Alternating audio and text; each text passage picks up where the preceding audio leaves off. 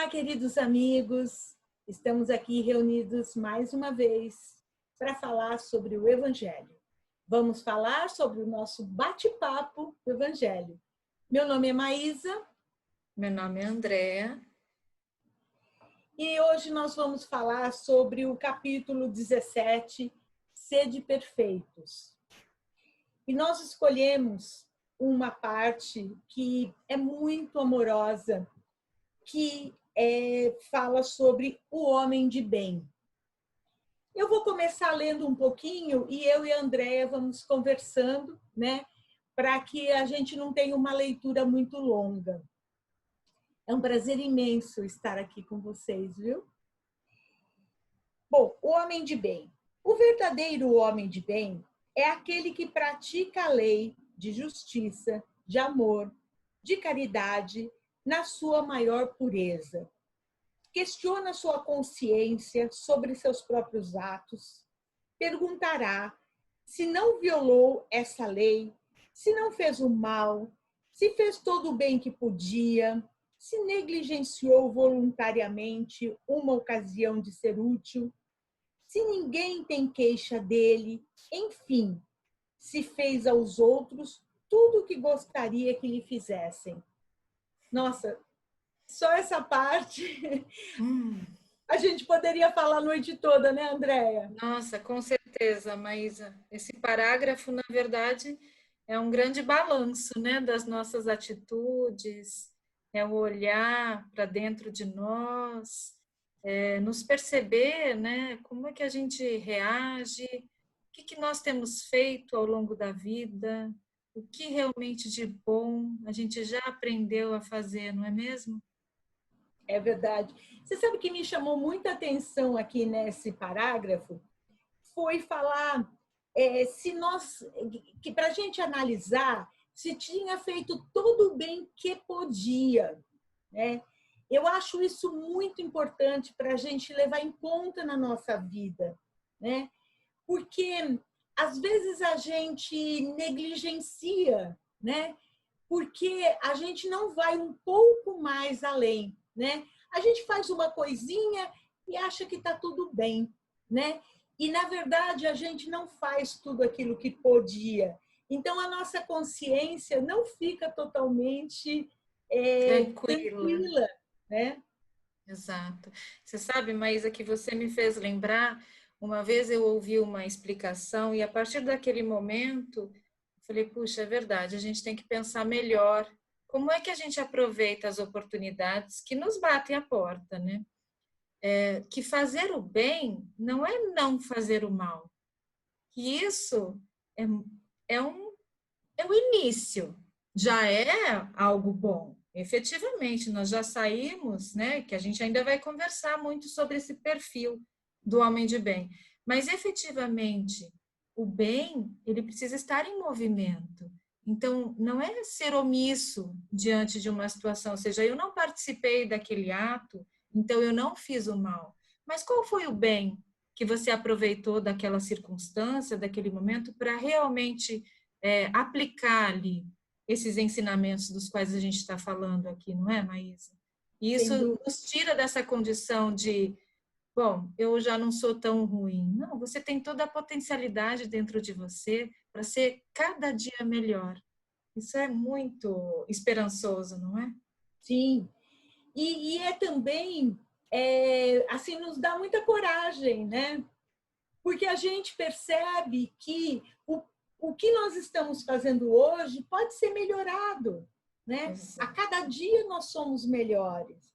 Então, isso faz com que a gente tenha muita coragem diante das circunstâncias, né? E eu penso que é por isso que a gente lê o Evangelho também, né? Buscando conhecimento para aquele momento em que a gente tem que tomar as decisões, né? Exatamente. Porque muitas vezes, como você falou, não fazer o mal já faz parte da gente. Eu já não faço mais o mal para as pessoas porque eu já entendo, né, que eu não quero ser assim. Agora, eu faço o bem, né? Eu me disponho a abrir, por exemplo, parte do meu dia para fazer alguma coisa para alguém, né? Para para dar um telefonema, né? Para dizer para alguém que, olha, eu estou aqui, eu posso te ajudar. Exato.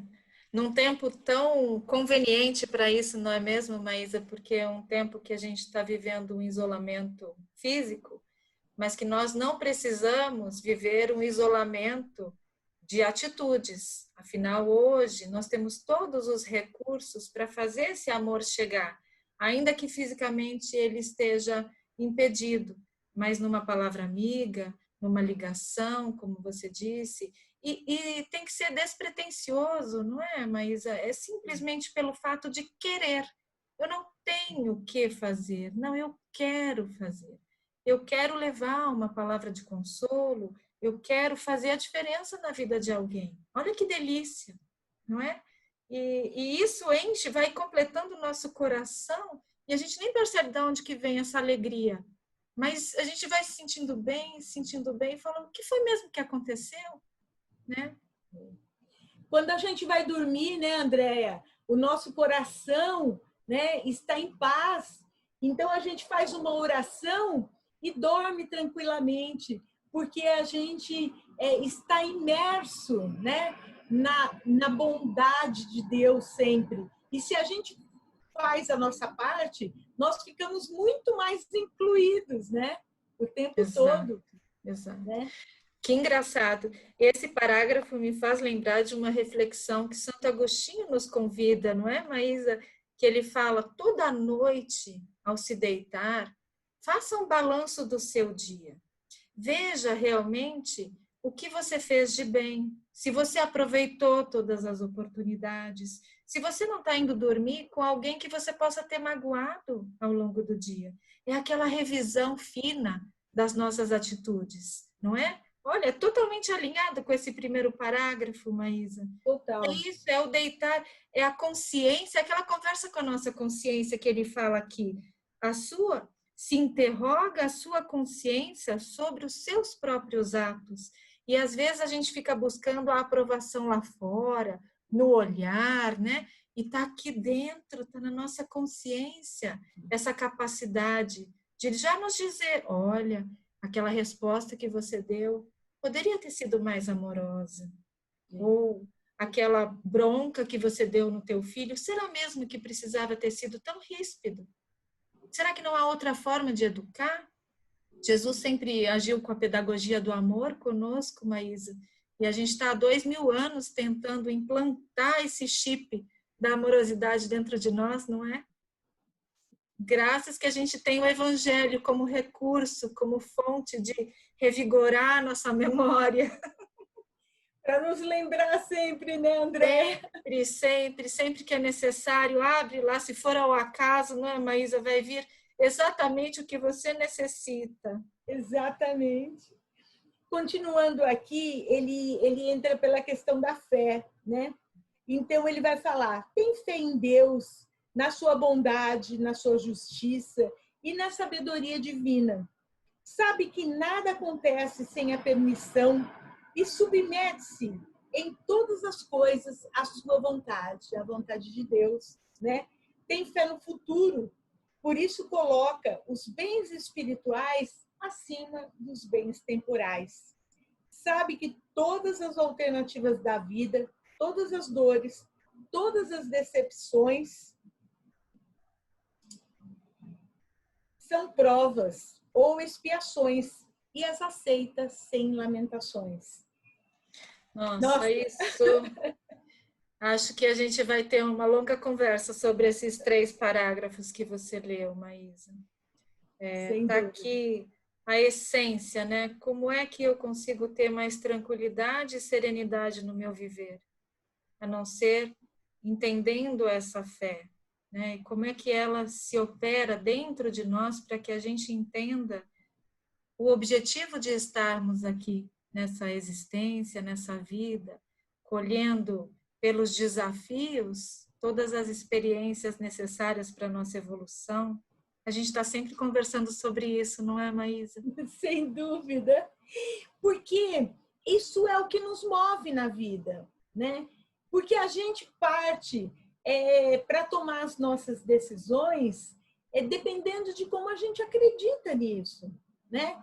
Se nós não tivermos essa fé, né, que é essa confiança em Deus e nessa perfeição, né, como aqui está escrito, nada acontece sem a sua permissão, né?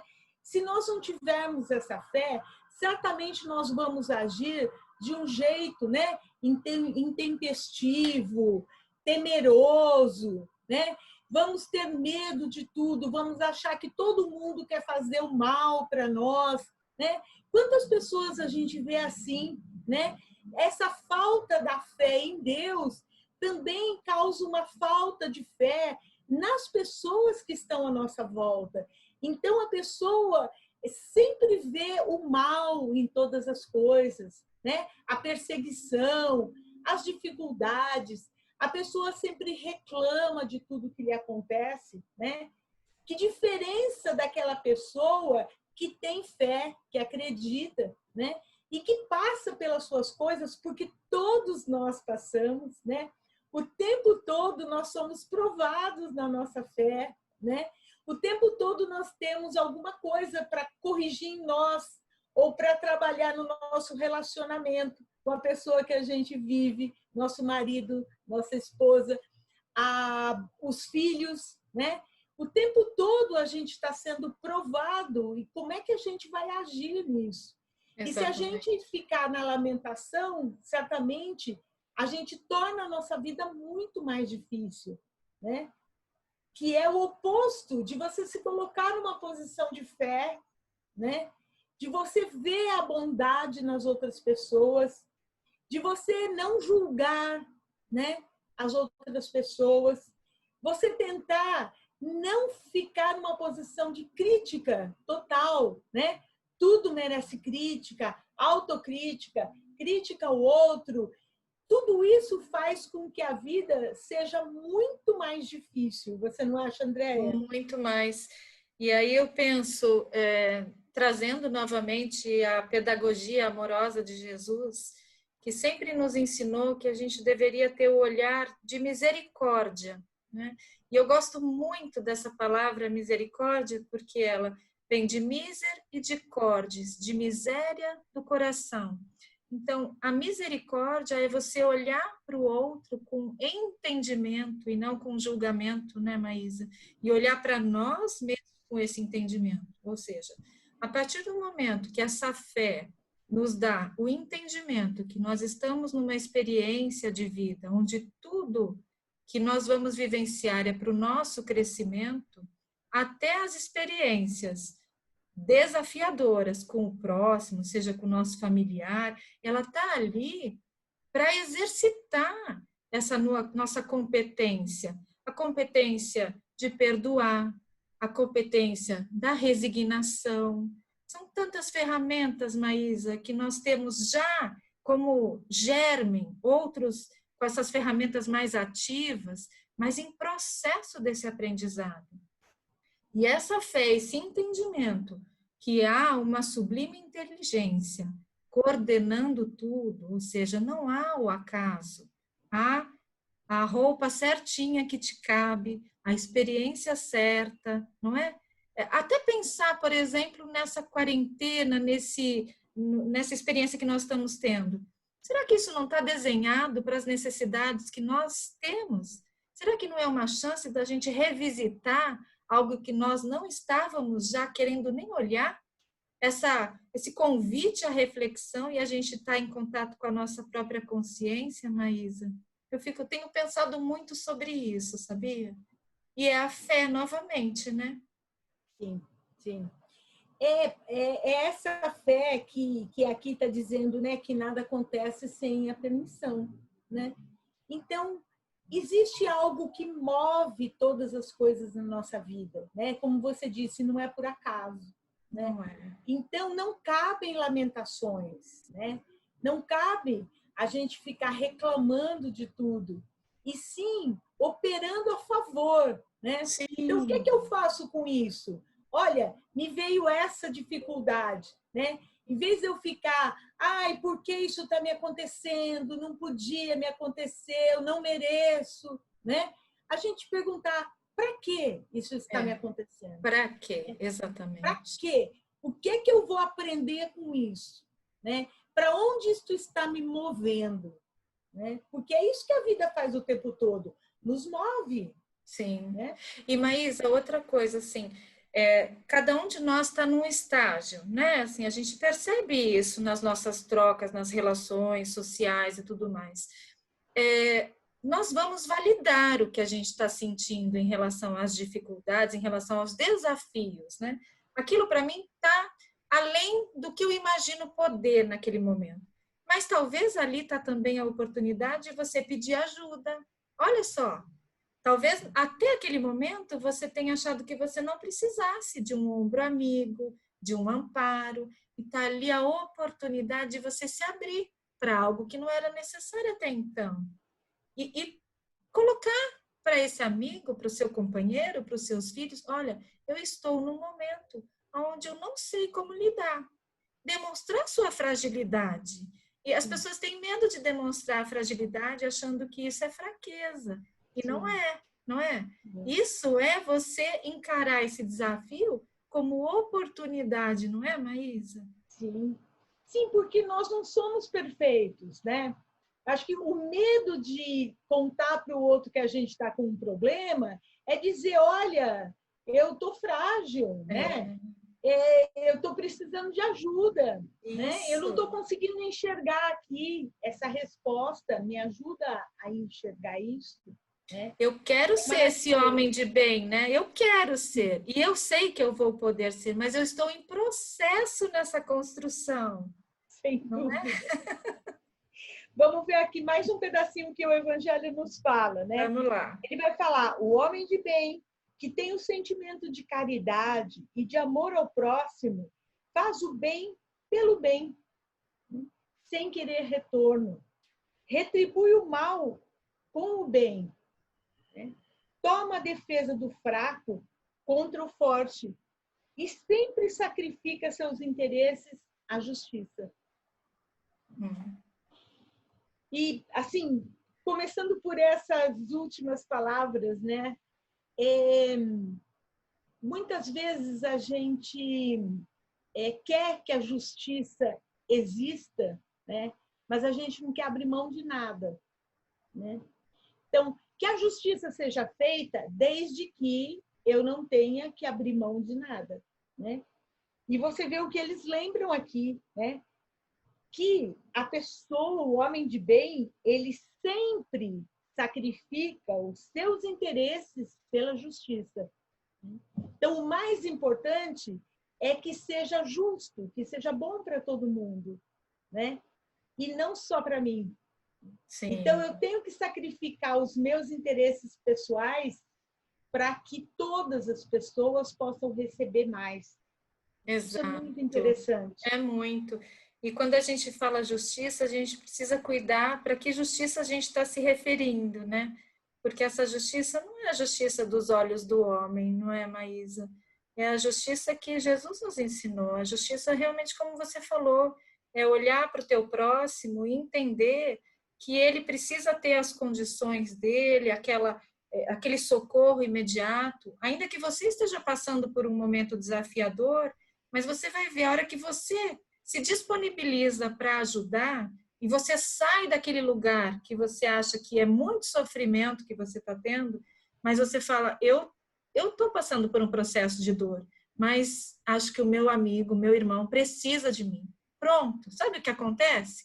É um processo quase que mágico, porque a tua dor é reparada na medida que você repara a dor do outro, não é? E a gente fica buscando, às vezes, coisas miraculosas, e elas são pequenas e grandiosas, não é? Sim.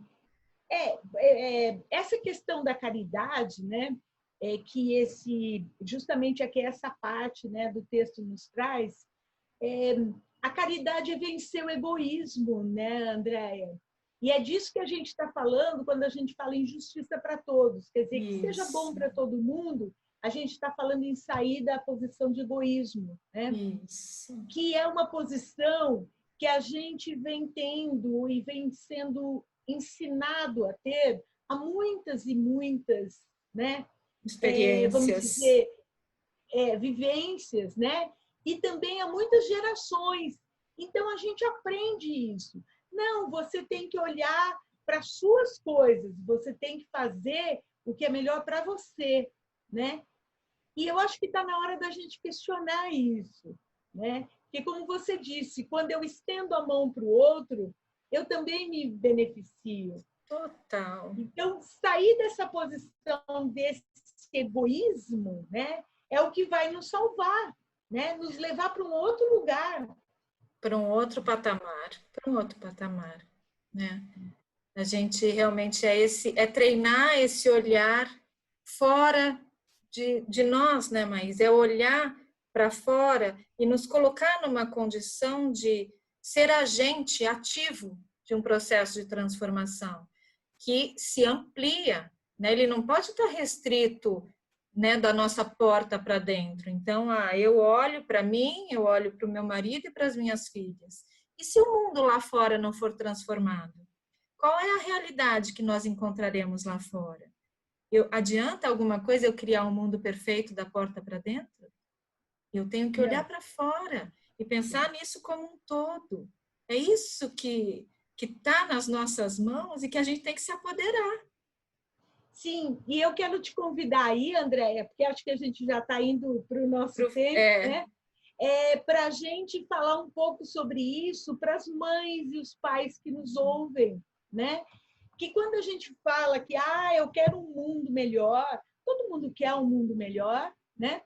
Como é que nós vamos ter este mundo melhor, né? A começar por nós, como você falou, né? Não adianta eu ter essa harmonia só aqui no meu mundo pequenininho, né? Eu preciso criar essa harmonia à nossa volta, né? Então, eu queria que você falasse um pouco também sobre a educação, né?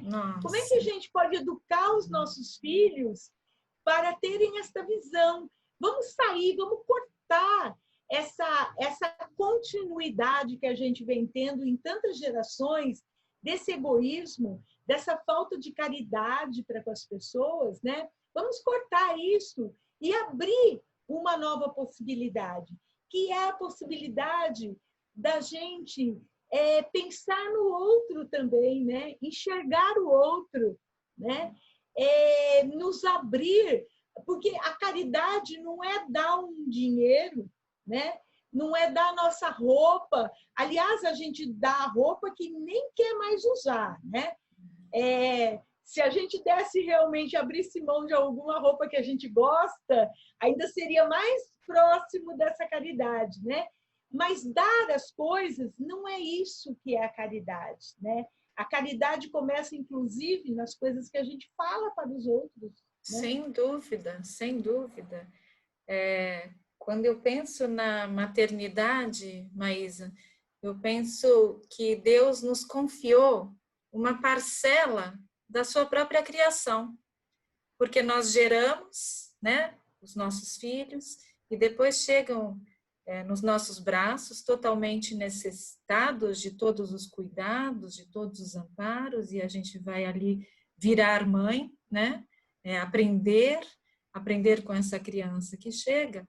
E aí você começa a olhar para aquele serzinho e pensando, o mundo do futuro depende da transformação pessoal de cada um de nós. Ora, se me chega aí uma criança que está sob a minha tutela, sob os meus cuidados, o meu desafio é duplo, não é?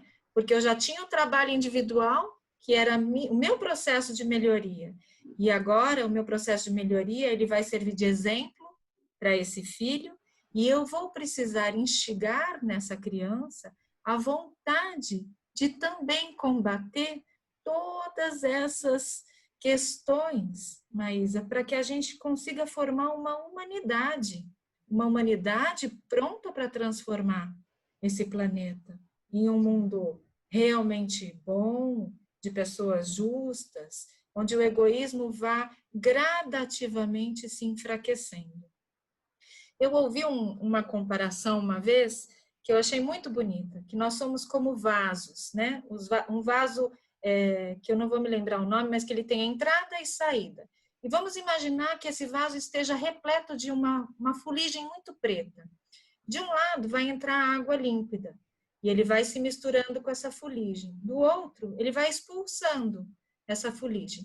Quanto mais água limpa sair, entrar e ficar nesse processo, mais esse vaso se tornará limpo de impurezas. E eu entendo que nós somos assim. Por enquanto, a gente tem uma ou outra ou muitas manchinhas para serem removidas. E esse processo de melhoria, que a gente vai ensinar também os nossos filhos, não é? Fazendo com que eles vejam o mundo não como uma conquista material, mas como uma conquista humana do espírito, do bem, olhar, como a gente falou, Maísa, para fora da nossa casa, com generosidade, com misericórdia, não é? É querer dividir aquilo que já te esclarece com aquele que ainda não tem o esclarecimento. Enfim, minha amiga, eu acho que o trabalho é gigante, precisa de muito trabalhador para operar essa mudança. E esse é o convite, né, Andréia, que nós fazemos a todas as pessoas que nos ouvem nesse momento. Um convite para que unam-se a nós, né? Unam-se a nós para cuidar que esse mundo seja melhor, né? O que nós escolhemos hoje é justamente o homem de bem. E esse homem de bem somos nós, né? Em cada passo que damos, e são os nossos filhos que nós iniciamos também nessa vida, né? E todas as pessoas que estão à nossa volta que nós podemos influenciar. Então, vamos criar homens de bem. Nossa, exatamente, Maísa. Sejamos e ajudemos a criar homens de bem. E esse processo ainda vai gerar lindos frutos, lindos frutos. Com certeza, com certeza. Andréia, muito obrigada. Ai, foi um maravilhoso o nosso diálogo aqui. Muito bom, muito bom. Que seja, como a Rosana fala, o primeiro de muitos. De muitos, isso. Um beijo, minha amiga. Beijo, querida. Beijo a todos. Né? Nosso grande amor para todos vocês e que a gente possa, a cada dia, colocar ali a nossa parte para nos tornarmos todos homens de bem. Exatamente. Beijo a todos. Beijo a todos e fica aqui a minha gratidão pela oportunidade de falar um pouquinho do que Jesus nos deixou como ensinamento master, né, minha amiga? Um beijo. Beijo.